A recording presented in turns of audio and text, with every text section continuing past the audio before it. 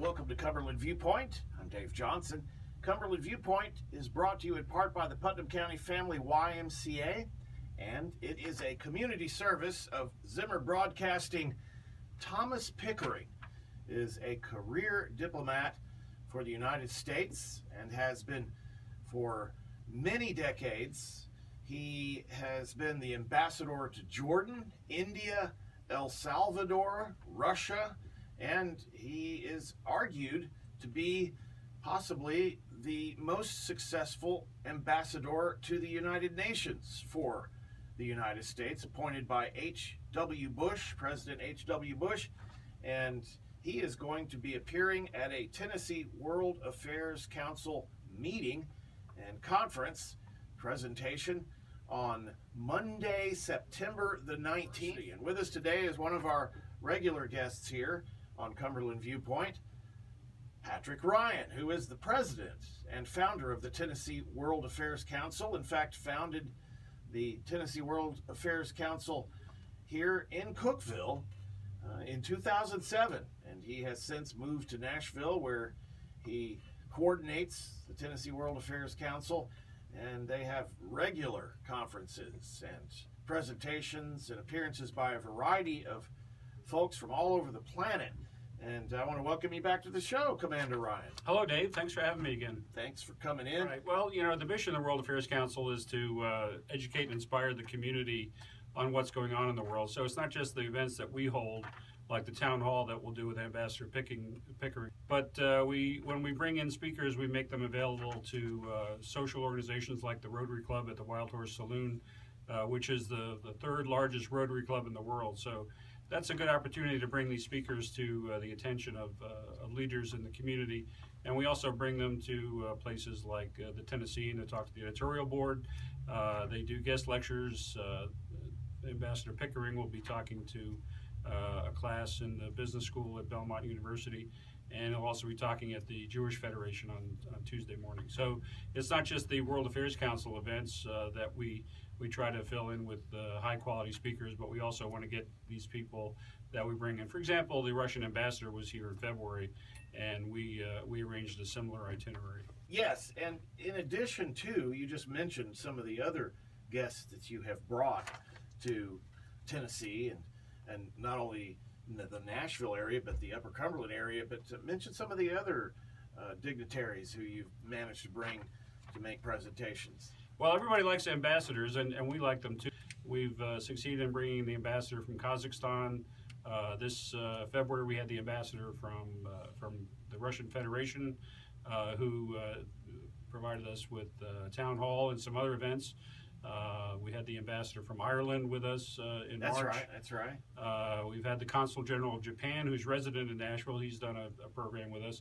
So we're fortunate in being able to attract through the branding of World Affairs Council. As you know, there are 95 World Affairs Councils around the country, and they're all grassroots independent organizations, but they affiliate through a network called the World Affairs Councils of America, and it establishes a brand, especially in places like Washington, where ambassadors know that if they're invited by a World Affairs Council, wherever it is in the country, that they know what to expect. They'll be shown around the community and have the opportunity to learn what's happening in America's relations with that country. Sometimes they're economic relationships, like with the Japanese Consul General, sometimes social, cultural, and economic, as was the case with the Irish ambassador. And in the case of the Russian ambassador, it's a good opportunity for Americans to hear firsthand what's going on in the U.S.-Russian relationship, which, as you know, is facing many challenges at the moment. Right, and we want to get into that before the end of the show, and we are going to talk about Thomas Pickering and why he is such a high-quality visitor. Talking with Pat Ryan, the president of the Tennessee World Affairs Council. He's now based in Nashville and has an office at Belmont University. Started up the Tennessee World Affairs Council in Cookeville when he was living here. And how important is this type of education these days? How important is it that the average person, person on the street, citizens of the United States have some kind of working knowledge about world affairs and the United States' role? Well, I'm a firm believer that education, and I don't just get this from Thomas Jefferson, education is the key to a successful democracy functioning. That people who are not aware of what the issues of the day are can't make good decisions when they select their leaders. And right now, in the midst of a presidential campaign, we're seeing that international affairs is a critical component of what people have to make decisions about. In terms of global literacy, I think it's always been important, not just in times of selecting our leaders. But one of the things that really started the World Affairs Council was just before 2007 when we started. The National Geographic and Roper did a poll of Americans, and it was very discouraging to learn that at that point, several years after the United States had become involved in Iraq, 70% of Americans couldn't find Iraq on a map. Similarly, in other questions about international affairs, questions that most people should be aware of, not just because we're involved in fighting somewhere or that they have to make a decision, but the basic knowledge of the toolkit of what people need to know about the world to be good citizens, just showed a deficit among Americans. I think for many people, foreign affairs is one of the biggest, most important qualities that they're looking for in a presidential candidate. Wouldn't you say? Well, yeah, you can see that in recent weeks there have been gaffes among the presidential contenders. For example, the comment about Aleppo or the nuclear triad. Right, the Libertarian candidate, Gary Johnson, was asked, what do you think about what's going on in Aleppo, or something to that effect, and he said, what's Aleppo? Right. Well, it's not my role to pick on this or that candidate, but I think the conversation among presidential candidates has been somewhat off topic when it comes to the critical international issues. For example, North Korea is a problem that the next president is going to have to deal with. They just tested for the 5th time a nuclear weapon. They fired ballistic missiles from submarines. They've launched long-range ballistic missiles. So there's not the sort of conversation that I would hope to see in a presidential election on critical topics like North Korea, what the future relationship with China should be.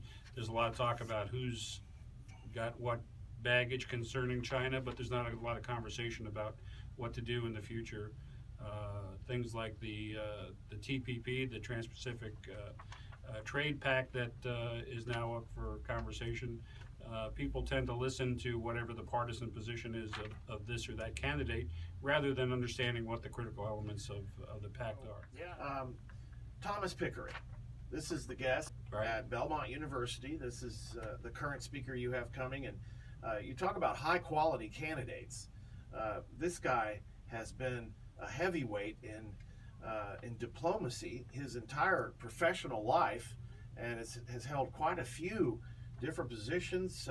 We mentioned at the top of the show he was the ambassador to Jordan, to India, El Salvador, Russia, and eventually President H.W. Bush. George H.W.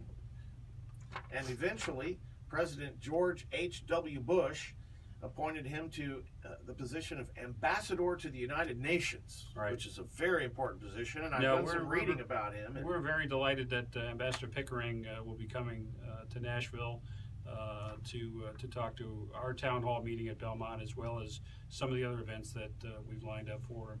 He's definitely a distinguished diplomat, probably could be called the dean of American diplomats. Just last week we had a screening of the film America's Diplomats, and 2 of the ambassadors who are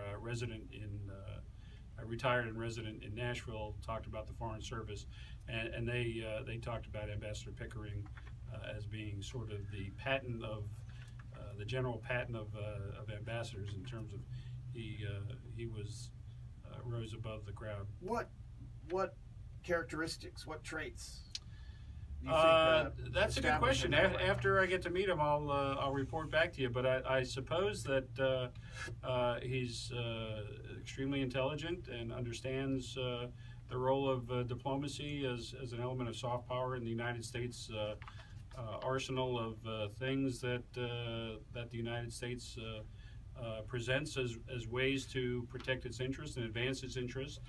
Clearly, to be the ambassador to so many posts, I don't know of any other ambassador in the modern age that has had that many significant assignments as an ambassador. India, I mean, one of the major players in the planet. Well, in the Russian Federation. Russia. Yeah. That's a critical post. The U.S. ambassador to Israel is a critical post.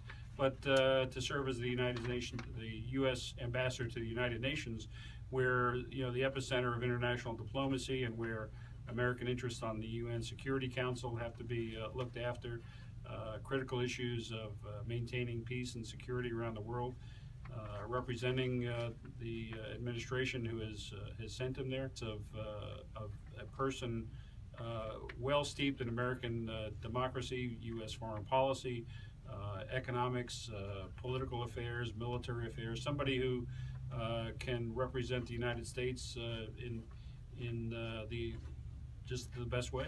Born in 1931, Thomas Pickering is 85 this year, and he's still undertaking a schedule that is pretty vigorous. You've got him very busy. He will be seeing a number of people, as we mentioned, the Rotary Club in Nashville and some other places. He's also been recently recalled by the government to be the head of the Accountability Review Board for Benghazi. So there might be a question or two about that comes up at the town hall. But he, along with Admiral Mullen, the former chairman of the Joint Chiefs of Staff, headed up the Accountability Review Board and issued the formal statement on what had happened at Benghazi. And he's also still working as a consultant to Boeing, so he understands international business and economics. And he'll be talking with us on the topic of the Iranian nuclear deal, which was signed a year ago in August, and still has raised questions in the news with developments as the joint plan has unfolded. But he'll be talking on that topic. Lieutenant Commander Pat Ryan, retired, is our guest today. He is the president of the Tennessee World Affairs Council, actually the founder of that chapter of that national and organization of 95 independent. Actually, we're all independent. We have our own charter, our own boards. We're 100% independent here in Tennessee, but we affiliate with the national network of 95 other councils. And has been very active in bringing some very high quality speakers and guests to Tennessee and even the Upper Cumberland area, and it has coordinated the appearance of Thomas Pickering at Belmont University, and that's a town hall meeting, and ostensibly the topic is free and open to the public. Right, and the topic is the U.S.-Iranian relations and the Iranian nuclear deal. Right, and many people are concerned about that. Right. And so, what happens? Well, a member of our World Affairs Council's board, former Mayor Carl Dean, will be delivering introductory remarks and talking about the World Affairs Council and setting up the scenario for the conversation with Ambassador Pickering. David Plazas, the chief of the editorial board and the editorial page of the Tennessean, will be the interlocutor with Ambassador Pickering, and we'll have about an hour of good discussion, some remarks, and then an extended period of Q&A where the audience can get their interests and issues answered on the Iranian topic. And you mentioned former Nashville Mayor Carl Dean is one of your board members, and some of the other folks who are on the board of the Tennessee World we're Affairs fortunate Council. still to have former Mayor of Cookeville, Chuck Womack, on our board. He was a founding board member here in Cookeville, and he's still a serving board member. We have Ambassador Dick Bowers and a number of other distinguished people from the Nashville area, some college professors, and other people who have seen to it that the World Affairs Council is something positive for the community, and they want to lend their support to make it successful. So what do you anticipate some of the questions might be tomorrow night for Ambassador Pickering? Well, I think the public will probably, and we also have a number of students. We do a lot of education outreach. In addition to bringing speakers to Tennessee, we have high school and college students who will be there in addition to the fact that all of our town hall meetings are open to the public. I suspect there'll be interest in whether he thinks this was a deal that the United States has in its long-term interest, whether Iran might be cheating on the deal, what the impact of the funds that were released back to Iran that were held under sanction, including the monies from 1979 that were returned. There was a controversy over that. So I think a lot of the things that were in the news in recent weeks concerning the Iranian deal may be subject to some questions. What do you think are some of the biggest concerns that people have? What do you think's worrying people about this? And I know I've heard a lot of different reports, and it's a partisan issue. It has become a very partisan issue as far as the Republican position on it versus the Democrat position on it. It is something that President Obama pursued quite vigorously until it was the agreement was reached. What are some of the particulars of this deal? Well, personally, I've been sort of a follower of developments in Iran since 1973, when I was stationed in the Middle East and had the opportunity to visit Iran several times in the pre-revolutionary Iran. And then as a naval analyst studying what was going on in terms of the threat, the military threat that Iran posed to the U.S. Navy at a number of different assignments that I held. So Iranian developments are no new topic to me. I did a tour at U.S. Central Command where Iran was a major focus, along with Saddam Hussein's Iraq, a major focus of Central Command's attention back in the mid-90s.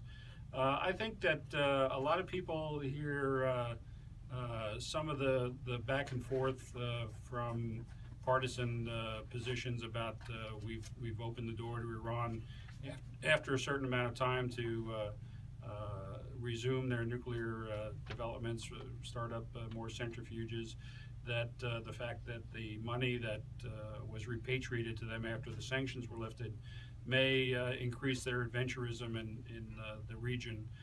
So I think we need to be alert to especially that latter fact that Iran certainly is a threat to U.S. interest in other parts of the region and around the world. They are still considered to be a state sponsor of terrorism. So those are all noteworthy. I think on balance, though, the fact that we are able to make sure that the International Atomic Energy Agency is doing robust inspections of the nuclear facilities in Iran, that Iran has agreed to certain limitations and inspection conditions and restrictions on centrifuges. I think on balance it was a good deal, and I think that the administration did a good job in bringing it to a conclusion. Now we just have to make sure that in the coming years we hold their feet to the fire in terms of what they'd agreed to do. We have a couple of minutes left, and before you go, though, I want to, of course, mention again that Pat Ryan is here with us. He is the president of the Tennessee World Affairs Council, and he has coordinated a visit with Ambassador Thomas Pickering, who has an amazing career in diplomacy for the United States in a variety of positions, former ambassador to India, Russia Federation, El Salvador, Jordan, and of course ambassador to the United Nations, appointed by George H.W. Bush.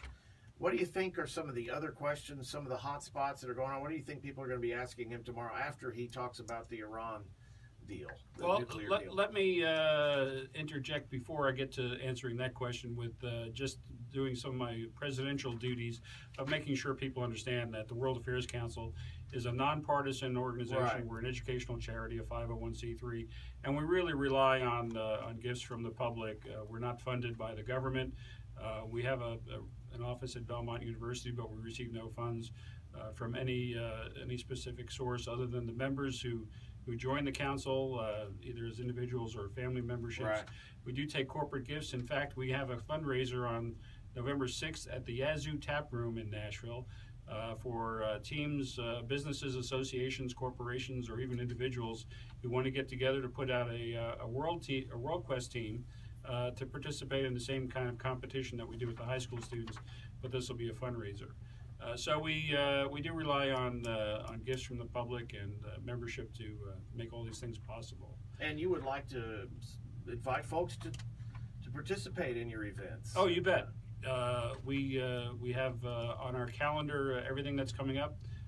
The competition, the World Quest competition for adults at the Yazoo Tap Room in November is on the website. So if individuals or if 4 people want to get together and tell the boss to sign them up, we'd welcome people from Cookeville or anywhere around the state to join us in the Yazoo Cup competition. So we're almost out of time, but what do you foresee as some of the questions, some of the topics that might come up over and above the Iran nuclear deal? Well, I think in the Q&A we'll try to focus on the Iranian nuclear deal, but certainly someone with the experience and perspective of Ambassador Pickering would be able to field questions on just about any topic in international relations. And certainly the hot topics of the day are what's going on in Syria. We just had the United States and Russia agree to a ceasefire that went into effect last week. Right. That may be the onset of a diplomatic solution. We've had fits and starts in the past, so we'll have to see. Clearly, the North Korean situation is that's worrisome, scary, isn't it? because of their position militarily on the peninsula and the erratic nature. Kim Jong-un. Right, and clearly he's a 32-year-old who has a track record of erratic behavior. Erratic behavior of a young man with nuclear weapons and their position in Northeast Asia, it's trouble. Our relationship with China, we now see China and Russia having joint military exercises in the South China Sea. The whole lineup in the Pacific, the administration pivoted to Asia a couple of years ago. So there's lots out there that could come up in the conversation. And there's so much we could talk about that. The Chinese and Russian military forces doing joint military operations has to be something that keeps some people up late at night. I mean, that's got to be one that really and again, some people. And Dave, this points to the importance of people in the community knowing what's going on, so that when we elect officials and make decisions and just watch the evening news, we have some background and context to make the right choices. Don't take it so lightly. It's serious business. Right. Electing a president. And so that's going to do it for today, and I'm looking forward to the event. I'm going to be there, and we're really looking forward to seeing you there. Hearing. I'm sure you'll have some good questions. Well, we'll see. We'll see. I'm going to listen, and very impressed with Thomas Pickering, regardless whatever somebody's political affiliations are, or who he served under, or when he served and where he served.